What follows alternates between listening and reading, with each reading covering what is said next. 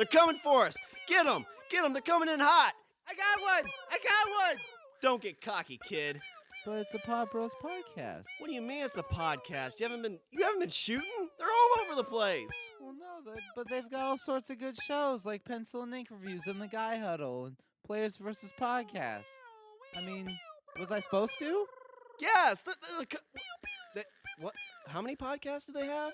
There's tons. You got other ones like The Accidental Wrestling Fan and Take Aim Outdoors. That kind of sounds like we should make podcasts, not war. Aww.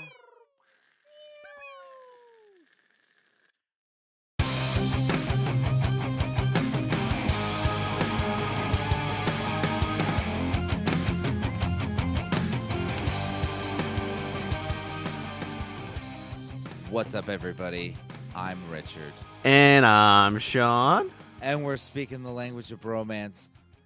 So, I just got back from the grocery store before we did this. Oh. And as we went there, we're walking around, and I saw a sign, or a couple days ago, I saw a sign for biscuits and gravy. If nobody knows me, I am a huge biscuits and gravy fan. I love me some biscuits and gravy. Are you gonna start getting biscuits and gravy in the mail? Oh, that's a $1 million idea right there. How would that happen? Well, I mean, dry ice. Pop it in the microwave. If people don't like us, they'll just drive by and just throw it at your door. Here's your favorite food, asshole. Hey, did you get any hash browns with that? I like it with hash browns. Smacks me in the face. Thank you. So we get there, and it's about 10 o'clock or so, and the grocery store we went to had this breakfast buffet line. Oh. And so instantly I'm like, oh, they got biscuits and gravy. Oh, they got hash browns and potatoes. We're getting some of this stuff to go. Yeah. And I don't know about you, but whenever I go to buffets, especially in college, it always just my eyes look a lot hungrier than my stomach. And so you just start piling it on. It's oh, I'll take a little of this, take a little of this. Especially if it's to go, you're like, I need to fill this container. Exactly. It's challenge accepted, and then you're walking through and you're trying to smash it down. And then you try and segregate stuff so that way when you smash it, it doesn't all blend into one big mess. Yeah. Well, I just kind of mix it all together because I know it's going to end up happening. Especially with breakfast.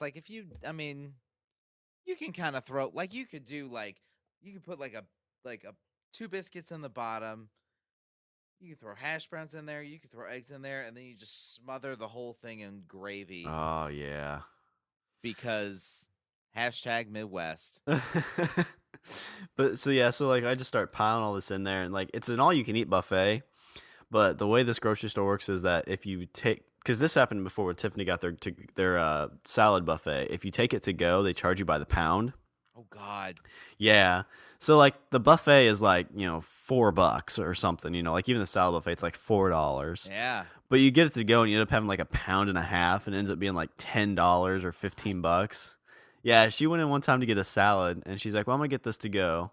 I was like, "All right, I guess," because she wanted a box so she could shake it. Okay. Ends up being $15 for the salad, and we end up eating it there anyway because she just wanted it so she could shake the dressing around. Oh, that's so bad.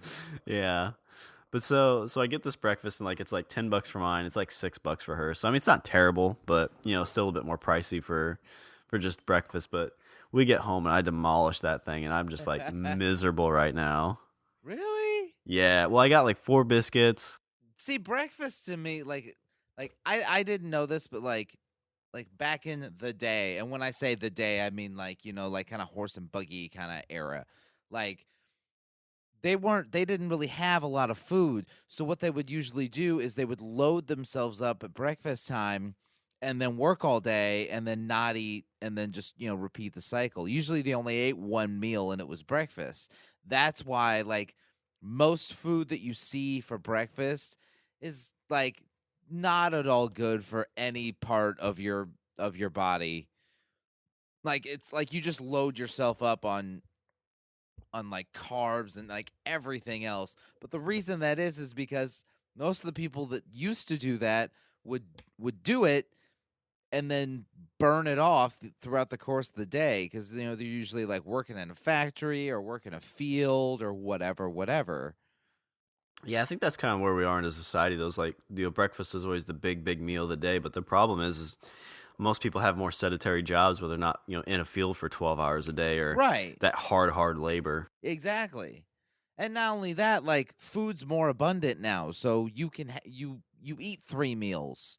Like most of those people only ate 1 meal during the course of their day, and then would just rinse and repeat the cycle. Mm-hmm. Yeah, so that's the start of my day. It was just this big, massive breakfast. I had my gaming session. I had a gaming session last night, and the person that was running it, I mean, I really like them. I mean, of course I like them. Your gaming group kind of becomes that's your circle of friends. I mean, you want language of bromance, like that's your bro crew right there. The guys, your ride or die compatriots. Well, it's one of the nerdiest games ever, so you have to be comfortable with those people that you're playing with. Exactly, because you might be speaking in funny voices, you might be, whatever. You're playing pretend with other grown adults. And it's just So, borderline, you're borderline dress up. I mean, some people do dress up, but and I'm not knocking it. Point of the matter is I feel remiss. No, I don't. I feel slightly bad about ousting, but I think we should go over what it takes to run a good game when it comes to like an RPG. Like if you're running Dungeons and Dragons or Pathfinder or Shadowrun or Star Wars or All Flesh Must Be Eaten or any sort of game. One of the rules I think has to be is that you serve the players. What I mean by that is you know the people you're gaming with, and you know what their tastes are. You know what they like out of a game, what they don't like out of a game.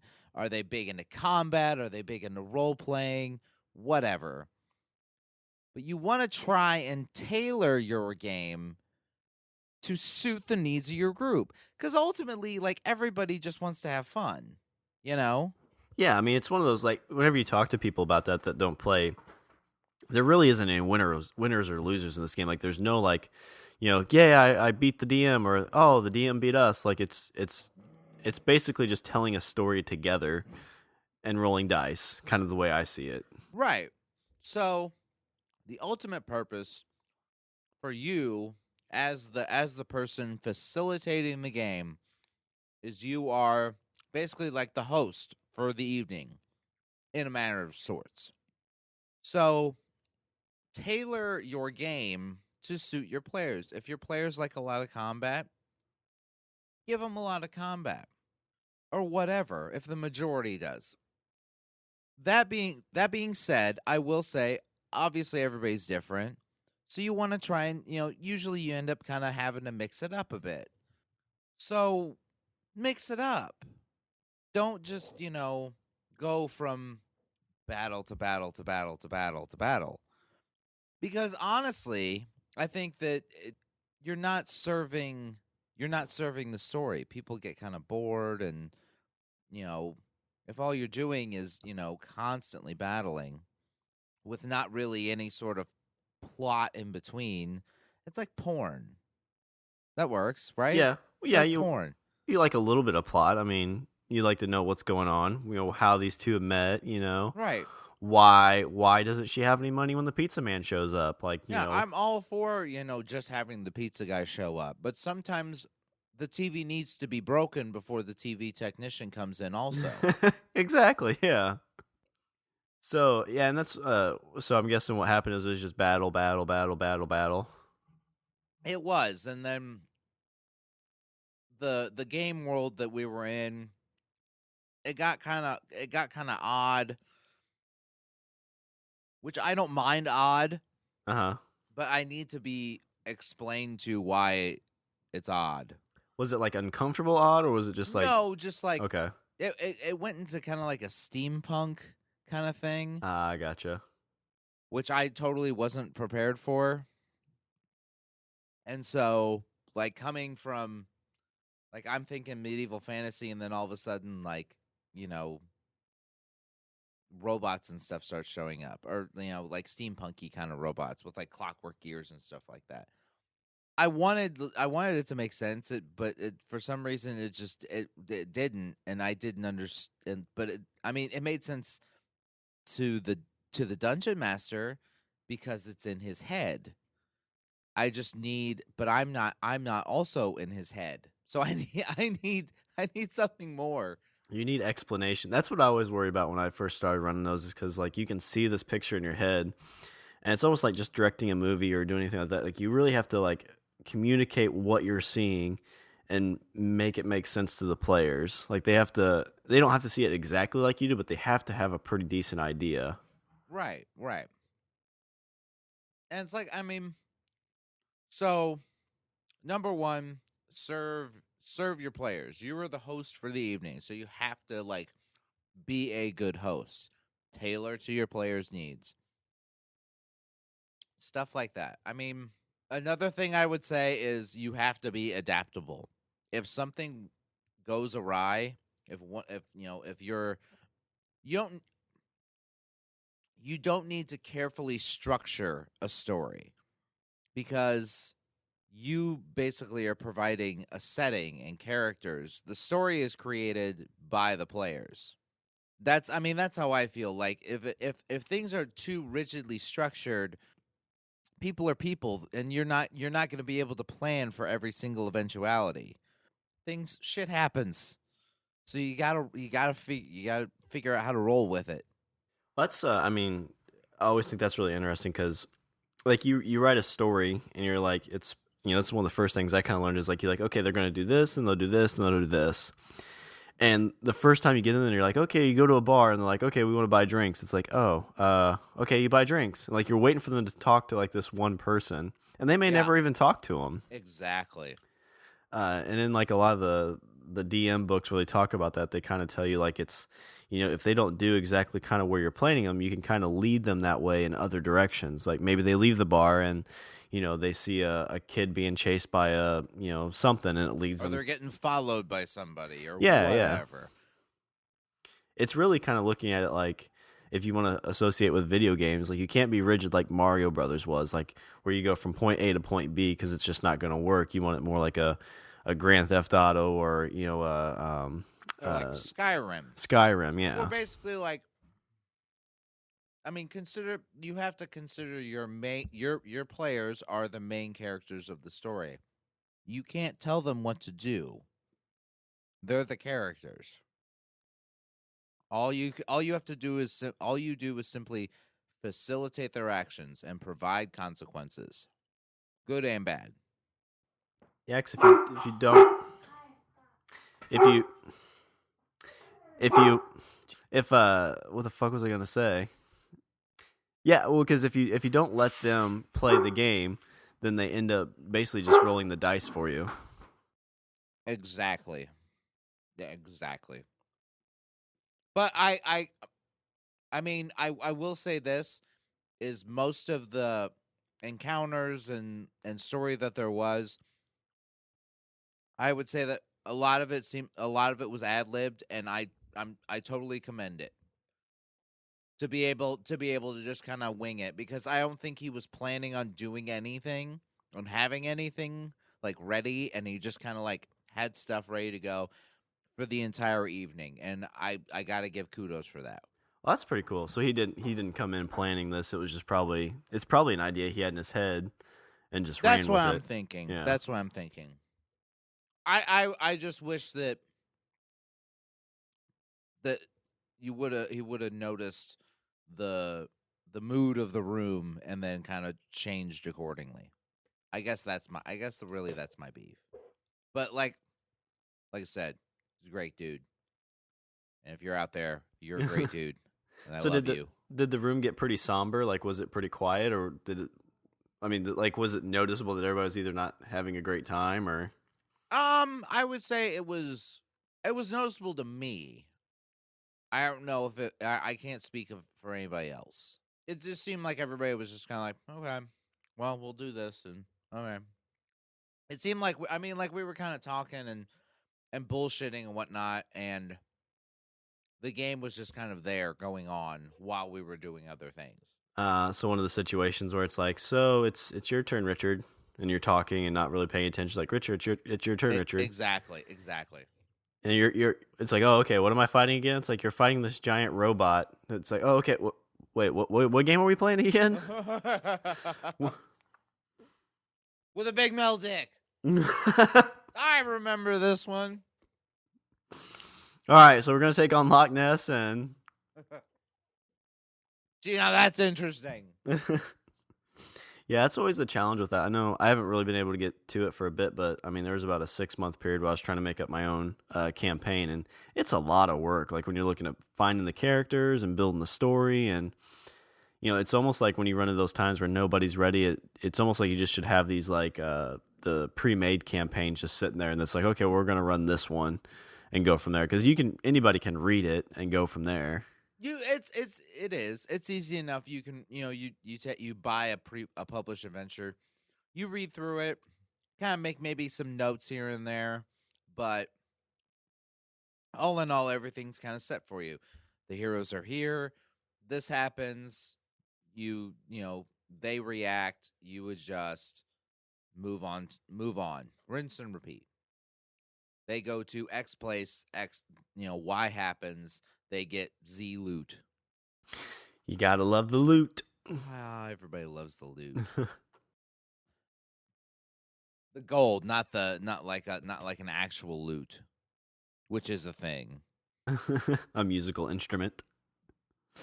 But something else I just kind of saw. There's a couple things that you just told me about too. It's kind of this discovery of things that were once lost or maybe hidden. Ooh. It's like God damn it, Raiders of the Lost stuff in a crate in a warehouse until Shia LaBeouf finds it. Yeah, because of the help from the monkeys swinging around. Oh God.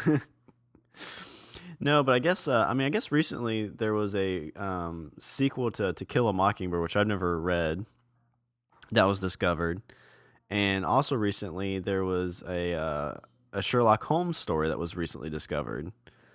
And I guess the story goes that Sir Anthony Conan Doyle, is it Conan or Conan?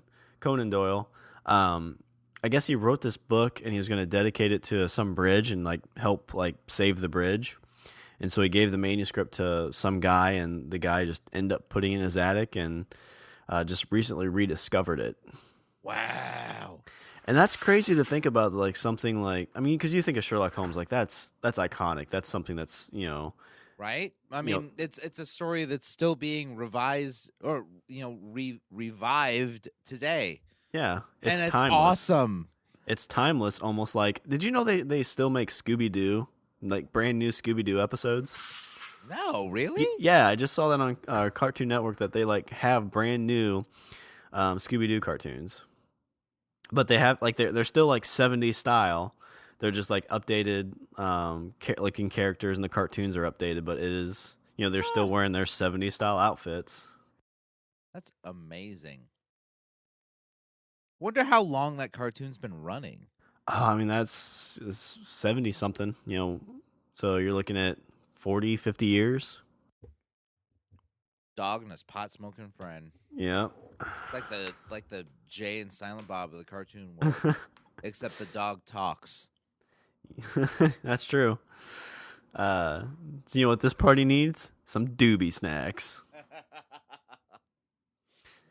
But it's just interesting. You always you have to wonder how many of those things are lost, and even I guess you can kind of look at right now, if somebody writes something on a computer and they pass away or they don't publish it, it's probably gone forever. There's no way to get that back. But something like this, he created this manuscript of this story and gave it to somebody, a physical copy of it that went somewhere else, and it can be discovered and reread and maybe published to the world. True. My wife went crazy over the To Kill a Mockingbird thing. She was like, do you know what they found the other day? I was like, what? Buried treasure. What they find? Lost City of Atlantis. No, they found another book by Harper Lee. And I'm like, Harper Lee. Is he the guy who did the Dukes of Hazzards? Didn't they name the car after him? She's like, it's another. She's like, didn't you read To Kill a Mockingbird? I'm like, I read it in school.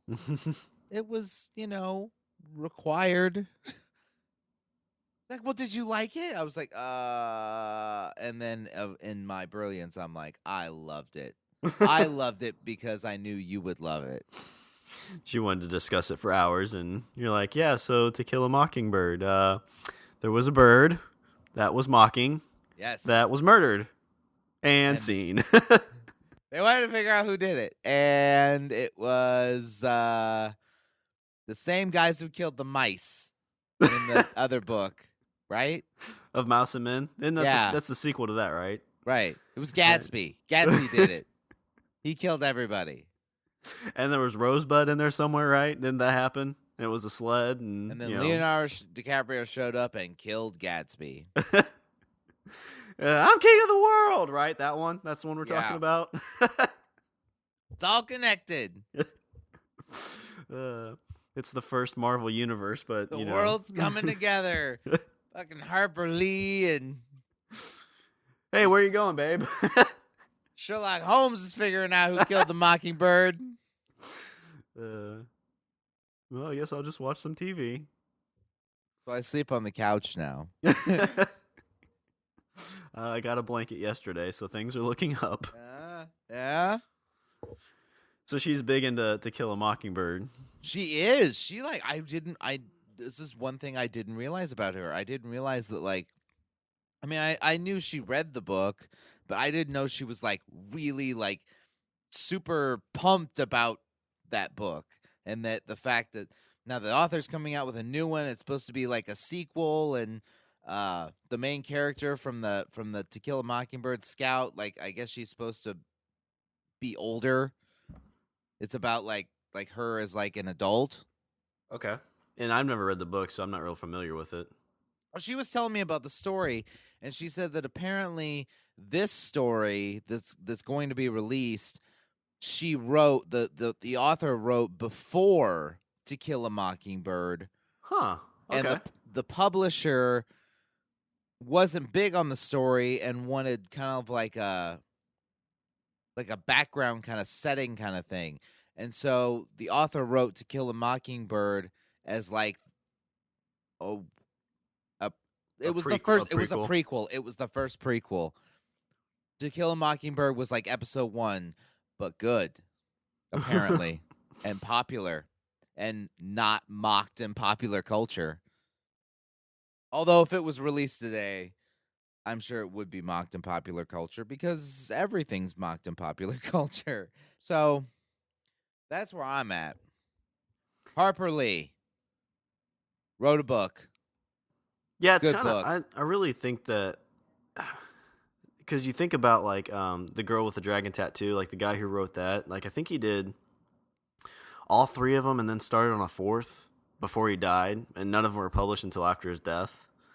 See, that's how you do it. That way you don't have to deal with internet mockery. That's true. It's it has to be good. He's dead. You can't make fun of the dead. I just want everybody to know that there is a room in my house that's just full of manuscripts. And what this is going to be is I'm going to go home and I'm going to take a bunch of popular books and I'm just going to rip the covers off. Start writing them down. It's all mine. No, I thought it was just going to be so there's a story about this bird that liked to mock, and it was murdered. Sherlock Holmes showed up, and he was like, the game's afoot. And then Gatsby's like, curses. Your wife reads it, and she's like, is this just ideas for your next podcast or an actual book? This is just the worst. It's interchangeable. It is awful. But yeah, so he dies and he actually gets it published. And because a lot of people try to say he actually didn't die or something like that. The guy who did the girl with the dragon tattoos, like it was all planned. Like Machiavelli, like he's on an island somewhere with Elvis, Kinda, yeah, and with Tupac. Elvis and Tupac. Yeah, that's the crazy thing is like if you want to bring that up, like Tupac, like I read something recently that he made more money either last year or in 2009 than Eminem and like the next biggest rapper combined.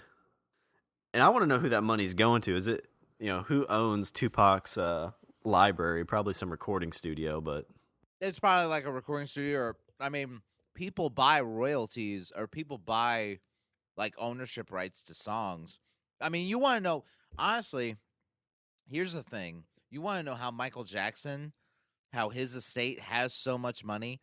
Because in the 80s, he bought the rights. The Jackson family owns most of the right, or owns the rights to most of the Beatles catalog.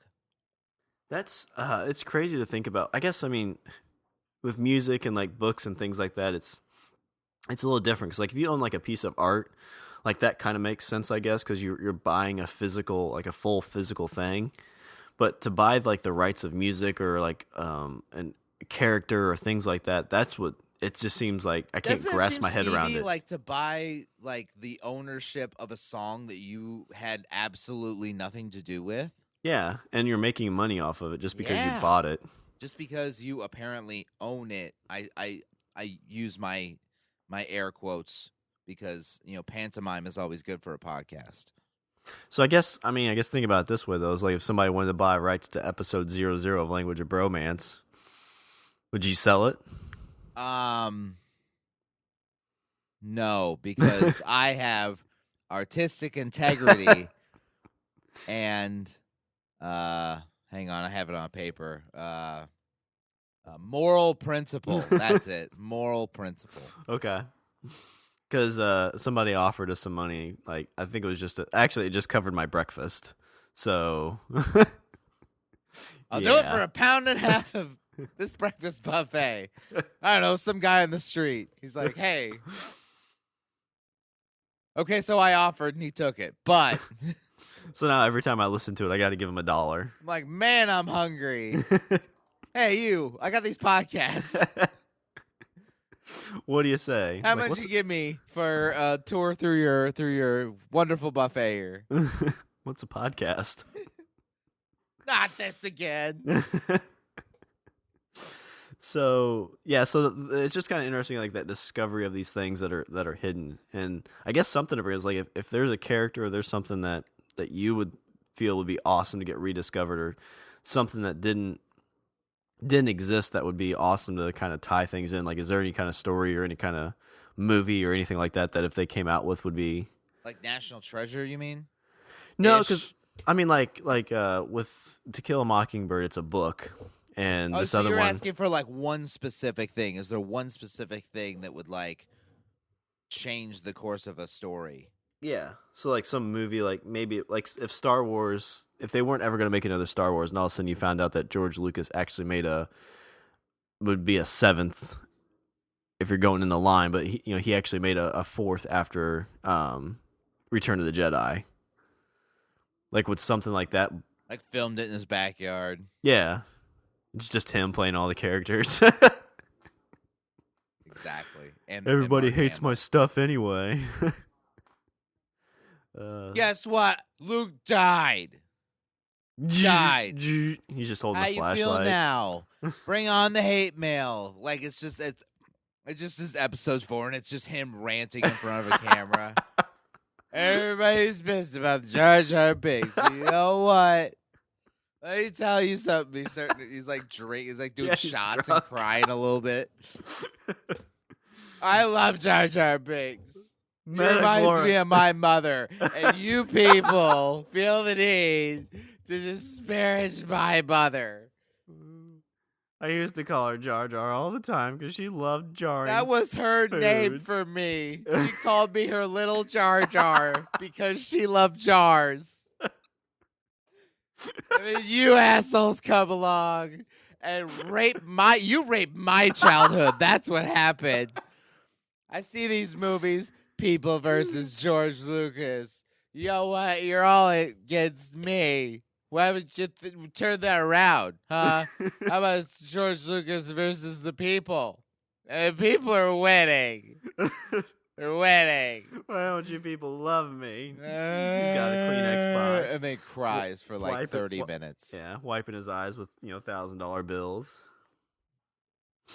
All I have to comfort me is this solid gold toilet I bought from MC Hammer. And I can touch this. Because he can't.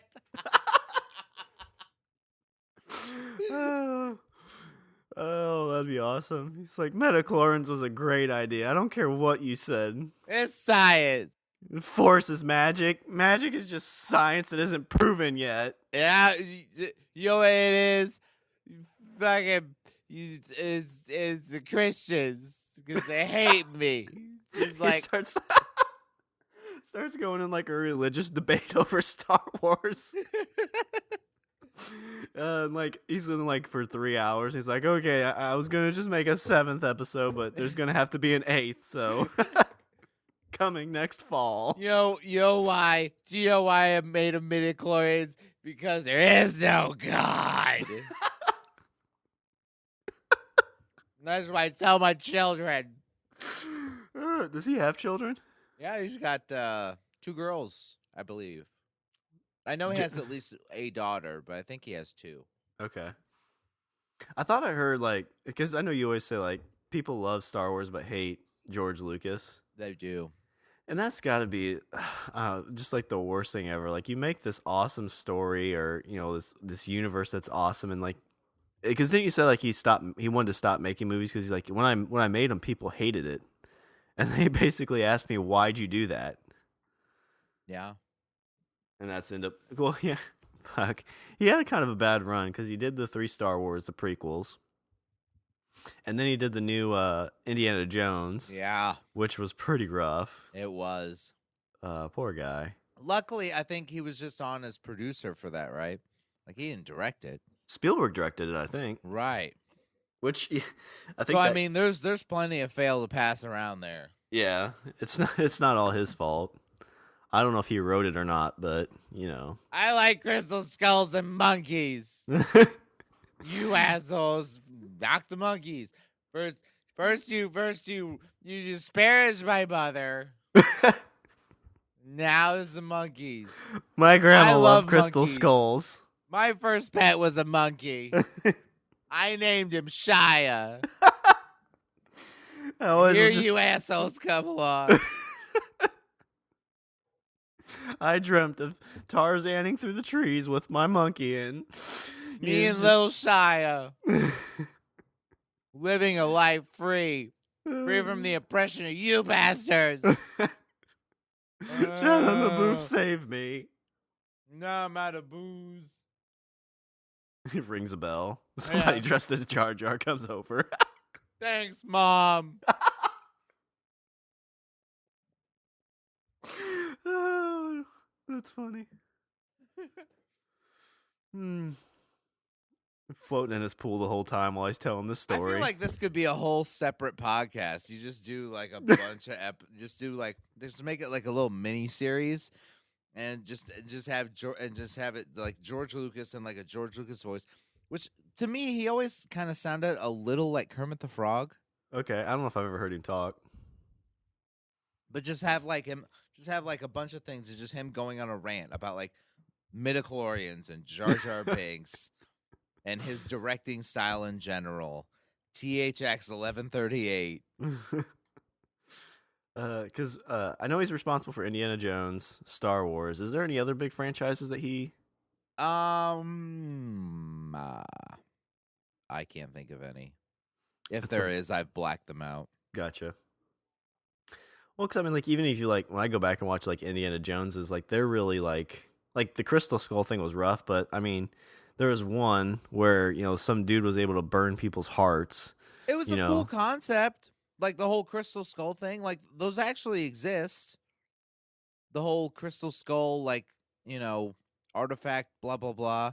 That whole thing does exist. And there is a theory that there was aliens involved.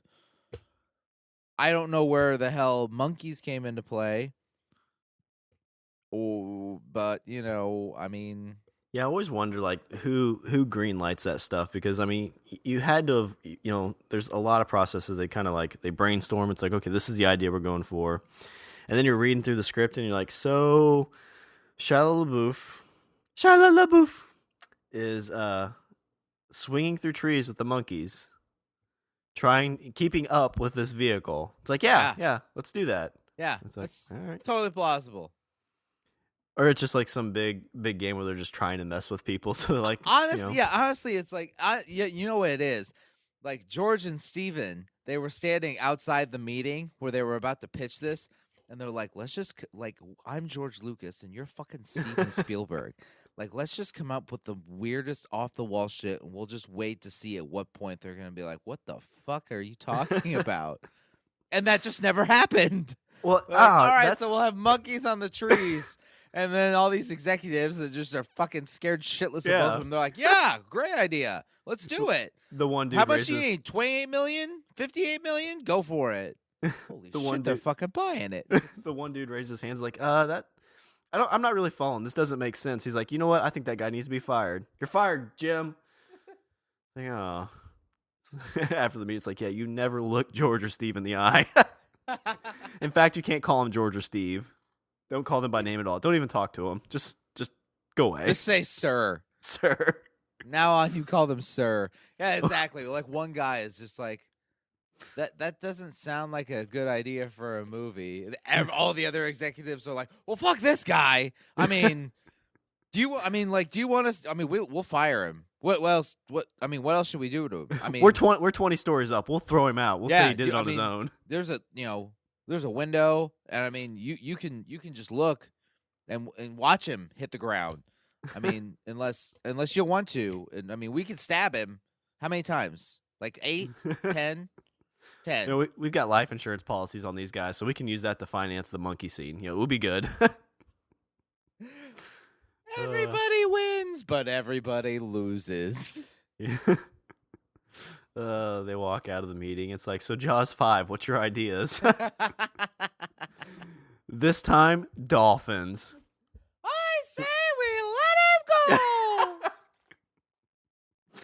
Get back here, you bastards. That's one of my favorite Adult Swim episodes ever. So that's probably what it is. Like the whole thing's just one big fucking dare. I mean, you get to the point that they are. I mean, why not? I mean, because when George Lucas sold Star Wars and Indiana Jones, like that whole Lucasfilms, like it was billions of dollars. And didn't he just end up donating all that money? Like he didn't even take it? No. Yeah. I think the proceeds of the sale, he donated to some charity that's big on funding education for underprivileged children. Yeah. But that's one of those things that's like, this guy said no to billions of dollars. Like, yeah, it tells you how much he has. Yeah. He's just like, whatever. Plus, I mean, like, if I'm George Lucas, like, and I sell my, my company that I've, spent like, 30, for $8 billion or whatever the fuck it was, like, I'm just like, I already have like 400 million. Like, what am I going to do with this? Make another movie. Make another Indiana Jones.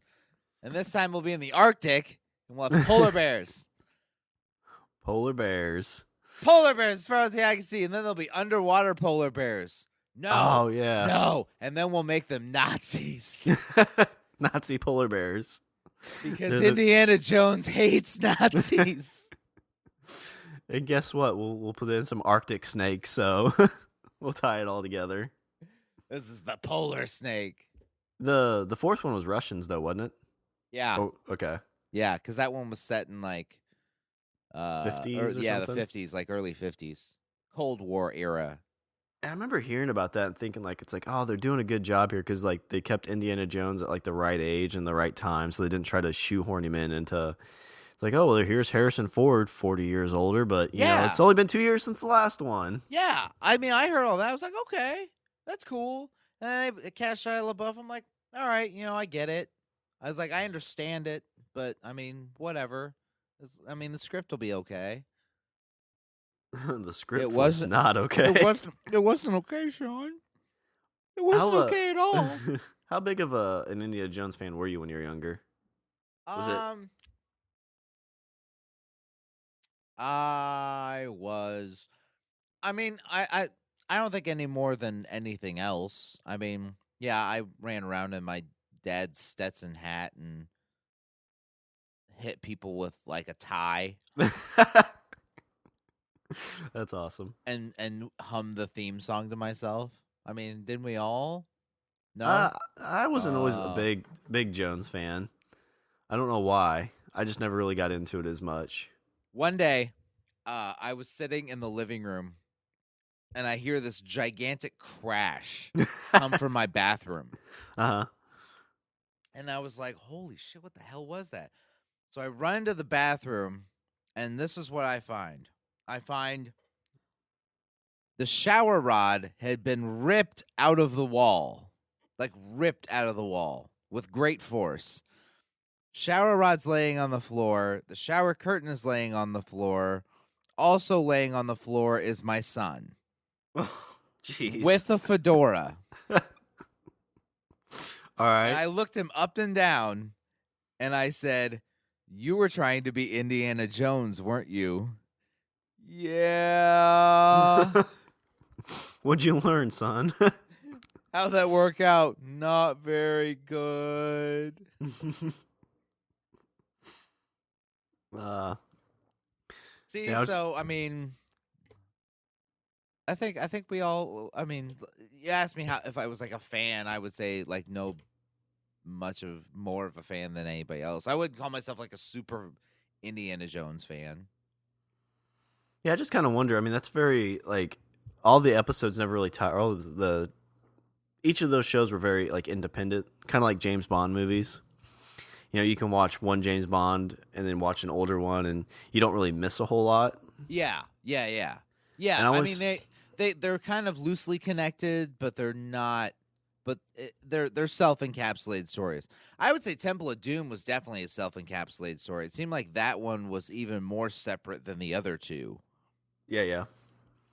Well, and like The other the only thing that three. really, oh yeah, and the only thing that really tied the fourth one to it was when they're in that place and they hit the arc, and you see the arc. Like, isn't that the only thing that really ties those together? Well, and the woman, I guess. Oh, between the first one, between the fourth one and the other ones. Yeah. Yeah, I would go with that. But I wonder what kept that from being kind of like, because you could really James Bond that like every 4 years put out a new story. You know, you have 6 or 7 people write up scripts. Well, I mean, hell, they're working. I mean, from what I understand, they are working on a new Indiana Jones movie, and we might have to replace Harrison Ford in this movie. They might be going with Chris Pratt. That's what I've heard. So, okay, like, And I've heard Spielberg's actually supposed to direct it as well. Is the thought? oh, Does that make you less excited? All right, so polar bears. Nazi polar bears. Well, Come should we on, Chris, cast you can do this. Pratt? We could cast anybody because we're covering up his face. It's the fucking Arctic. We just put Chris Pratt on there. He doesn't even have to be in the show at all. Yeah, we just pay him $100 and throw his name on the credits. It's we like could grab an extra. We could just grab somebody off the street right now. it's like Put- Steve in Georgia. You gonna be down there in the Arctic filming this? It's like, fuck no, it's cold. Yeah, we got a studio for that. You fucking kidding me? We'll watch it on the monitor. Hours of technology. All the executives are like, brilliant. We'll grab someone off the street. What about him? You want us to grab that guy? We'll grab that guy. Just for you. We'll do it. Everybody out of the room. Geniuses at work. Geniuses at work. Look them in the eye and your face will melt. Don't do that. Oh man, some of those pitch meetings. It would Also, just I have mean, to be don't you think amazing. though, like, I mean, you always see like the trope of like people walking into a room and it's full of like yes men, like you like blah blah blah, and they're like oh brilliant, blah, blah, blah, blah, yeah. But like, don't you think at some point like those guys go home and they're like, "How was your day, dear?" Fucking swinging monkeys through the goddamn jungle with Shia LaBeouf. Wait, honey. Let me turns on like a bug detector to make sure his house isn't bugged. All right, we're clear. Swinging monkeys, Shia LaBeouf. Fucking kidding me with this? They're making a Battleship movie. A movie based on Battleship. You make a movie 30 some odd years ago that did well with a shark, and now you think you can do whatever you want. Yeah, Jurassic Park was cool. You know what I think? I've seen some of the dailies of that fucking Battleship movie. I think they would have done better if they just would have had 2 people playing Battleship. Like, just film that. Just film 2 guys like E4. That's what I'm gonna do. I'm just gonna do a documentary called Battleship, and that's what we're gonna do. This was my idea. It's my laughed dream. out of the room. I was laughed out of the room. It's like, you know what people love? Documentaries. You know what people love even more? Battleship. Battleship tournament. We go, watch these games. These people are super intense. King of Kong, that did well. So this is just the next evolution. Right. This is King of Kong, but not a video game. Sweetie, if this picks up, we'll do one on Candyland. It'll be amazing. You sell it to George. George's like, that's a stupid idea. 3 years from now, he's got this whole line of 80s, 90s board game documentaries, making billions of dollars. And then there's a bunch of porn parodies of it. Ah, yeah. You sunk my battleship. It's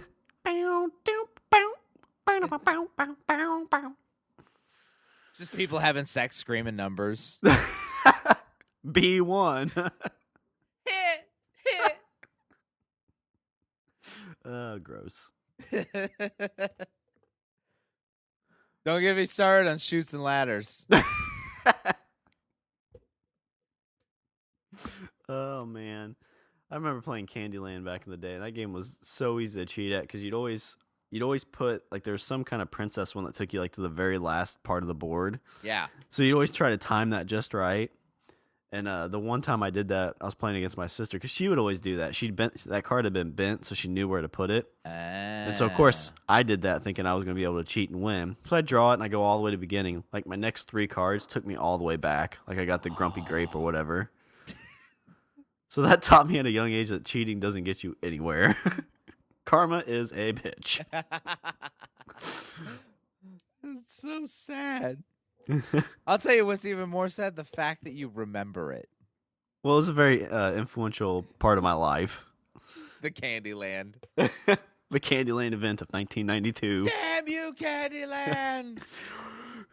Flip it through the air. Yeah. Now you're going to have a drunk session. I need to tell you something about Candyland. That's what caused the obesity of America. About Candyland. It's a game on candy. What do you expect? Why Bullshit. do you think I'm obsessed with sugar? Bullshit. My mom used to call me sugar. Mama, why'd you give me the Grumpy Grape?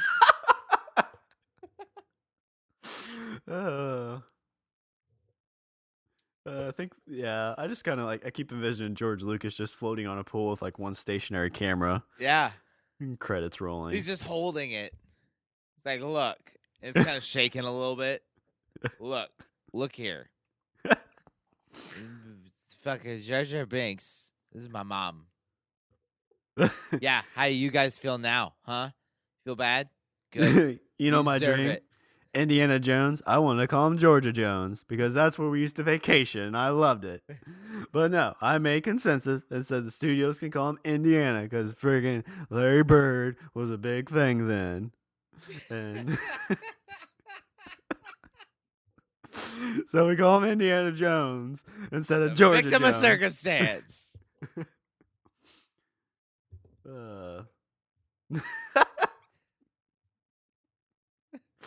Oh, just lets it all out. Just yeah. I'm waiting for it, honestly.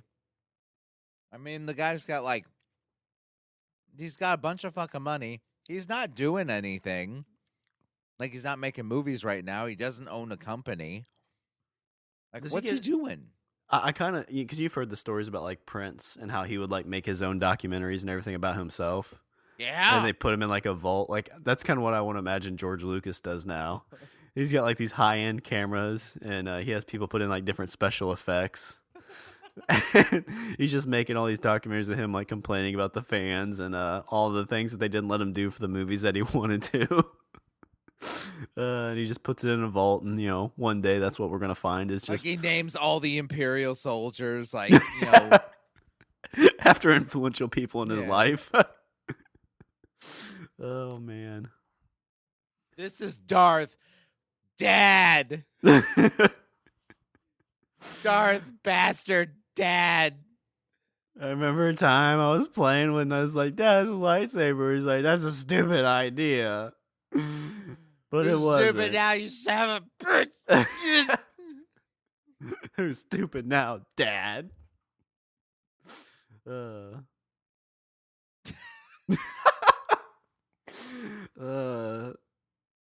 Falls in the pool. Jar Jar Binks comes running out, jumps in, saves him, putting him back on his floaty. I said, save you, Mr. Lucas. Thanks, Mom. Thank you, Mommy. Then they've got like a commentary by the Jar Jar Binks. It's like, well, he's been calling me Mom for the last like 10 years, and See, this is like a skit show right here. Yeah. This could totally be like a running skit. uh, You just have like a drunk old guy on the internet spouting off about midichlorians. Tell me that's not a YouTube series waiting to happen. it's got to be. I think we could do it. Copyright Richard and Shawn.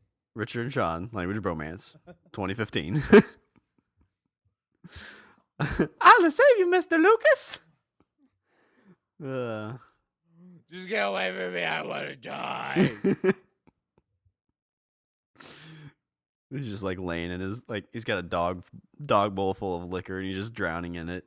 And he drinks it up and rolls over. Fucks up the green screen so Jar Jar's like an actual guy in a mocap suit. Why do you ruin everything, Mom? Get out. Still get paid, right, sir? Yes. It's like, yeah, he's definitely had too much. Just let him. Yeah. Oh God, he's throwing the temper tantrum. Just grab a toy on your way out and sell it on the internet. That's all I'm good for. Oh, mercy. Poor guy. Poor guy. Right? We say poor guy, but I mean, he's Poor living, rich guy, yeah. yeah. He's living in a house like the size of the town I live in. Well, he has his own ranch that he goes to just to edit movies that other people go to edit their movies. Yeah. But I mean, there's definitely like I don't know if it'd be Shakespearean, but like you create this like whole thing and like you put your heart and soul into it, and people are like, it's a good idea, but your story that you did with it really sucks. Well, I think I kind of have an argument about this, and I would say that like I think that there comes a point where your art ceases to be your art in a way. Like it kind of belongs to not the ownership. I mean, I'm not talking about music rights again, but I'm just saying like the emotional ownership of it, kind of you give it up and give it to the audience, and then the audience owns that story. It's just so big that there's like a collective ownership. That makes sense. I mean, like you look at like the Turtles. I mean, the guys who own the Turtles, they kind of own like the origin idea of it, but it's really to the masses. Yeah. And it allows exactly. people. It just allows people to kind of have those more thoughts, and it's a collective story, I guess, is what you're kind of leaning towards. And I mean, don't you? I would think that something as big as Star Wars, I think it doesn't necessarily belong to George Lucas. I don't think it. I don't. In a way, it doesn't really belong to anyone. I think that's why we have. That's why you were able to create like tons of fanfic stories and tons of novels, and we're able to have a role-playing game based on it where people just make up stories about it all the time. Well, I think, if you leave it up to one person on something like that, you don't allow to leave the justice for it, because, it's real easy for somebody to get stuck in like what they want to do with it, but collaboration has to breed better ideas. I think it does. I mean, people always regard the best Star Wars movie out of all 6 as Episode 5, Empire Strikes Back. He didn't direct that. Someone else did. And it's like you said, I think it's, that collaborative effort. It's him working. He wrote the script, and then he has another director come in, and, that guy has ideas, and Lucas has ideas, and even the actors have ideas. And all that kind of like coalesces into a thing. And then that is presented to an audience. And like I said, I think he should be proud to have something that's so popular it kind of transcends it being his. Yeah. Well, I think that's when you've been successful if it does transcend. Yeah, I and think more he should people be like can... a proud father. Yeah. Well, yeah, it's a good point. Like you kind of put your kid on the right path, and at some point they're going to be off on their own, making their own decisions, and you hope the things you've instilled in them kind of allow them to keep going forward. Exactly. And to tie it back to what we talked about earlier, it's just like when you're playing D&D, the one person can't be the guy guiding it. It's a group effort. And if you allow the group to make the decisions and push the story in the right direction, it can only be better and everybody has fun. The moral of the story here is that people work together and make great... People make good things. A person makes a good thing. People make great things. Holy shit, I just came up with that. Yep, that's so say that again, because I think that's a good point. A person makes good things. People make great things. That needs to be on a shirt. And in like every kind of like inspirational thing, because you need to make one of those inspirational meme things. See, like okay, here, perfect example. Right now, you and I are having a conversation. Like if this was just one of us, like if this was just me drinking like a fifth of Captain Morgan and spouting off, like it'd probably be funny. May not necessarily be as funny, but instead, like we're bouncing ideas off each other. And then I say drunk George Lucas things, and you say drunk George Lucas things. And somehow we get to the point that Jar Jar Binks is named after his mom. No, that was his pet name. It was his pet name. It was in honor of his mom. Call me Lil Jar Jar, because she loved jars. I still love the fact that like he's floating in a pool and he's calling some guy who has dressed up as Jar Jar Binks' mom. It's not even a woman. It's just some guy that he hired to dress like that. It's like, well, I got good benefits, Now put this wig on. Don't talk to the camera. We'll fix that in post. It's like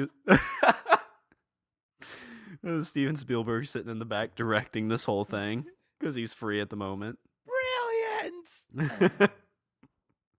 Oh, that's awesome. I'm gonna show this to that room full of yuckleheads. That's fantastic. Don't you think so, Tim? Oh, totally fantastic. What about you, Steve? Yes, very. What about you, Tim? What do you think? Is this really the right path to go? It just seems like it just seems like a drunk guy in a pool screaming at an elderly white gentleman that he's his mom. I mean, funny, yes. A little sad, but